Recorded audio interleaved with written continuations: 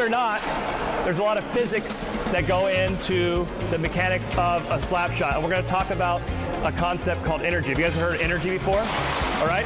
So what we try to do with the Ducks, and especially with our school outreach, is connect classroom learning to the concepts that they may see played out on ice. So a natural correlation is sports and science, right? And that's what we try to enforce today, is break down the mechanics and the physics of a slap shot and talk to them in terms of potential and kinetic energy and transferring that energy to the puck and what that looks like. So you saw us, bend the stick and talk about stick flex and how players do that on ice, and by doing so, putting a ton of power behind those slap shots, and hopefully that was demonstrated and seen today within the arena.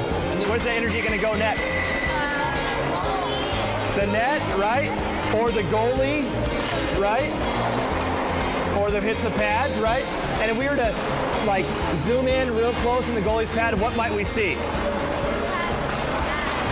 The pad absorbing that energy, right? As that puck is moving along the ice, it's releasing energy as it goes because of something called friction, right? And friction creates what? You guys know what friction creates? Everybody take their hands and go like this.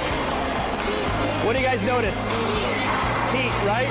Friction creates heat. So it's really cool to see the kids who have learned about street hockey that we've helped them learn about, or trained our teachers, and then bring some of those kids to the rink and kind of experience it firsthand and watch them obviously interact with these guys, but to watch their hockey IQ, to know that they have a hockey IQ, whereas a few years ago, they may not have known how to hold a stick, and they can come out here on a Tuesday morning excited about getting out of school and follow the action real close, know when to ooh and when to ah, and when a player deeks really, and pulls a nice move, and it's really encouraging to see that work that we do on the school side kind of come to fruition in an event like this.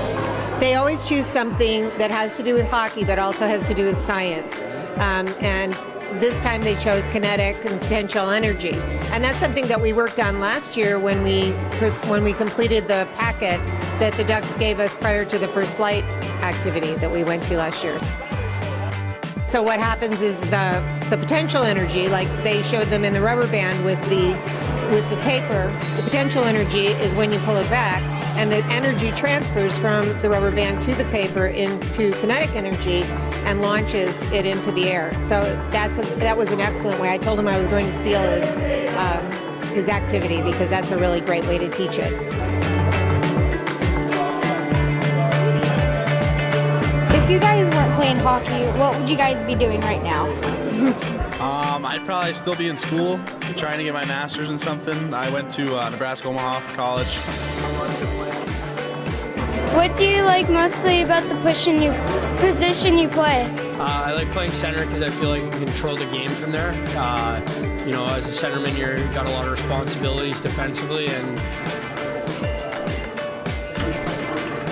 what did you guys learn while watching us practice today? Friction and how you put the stick behind it and swing.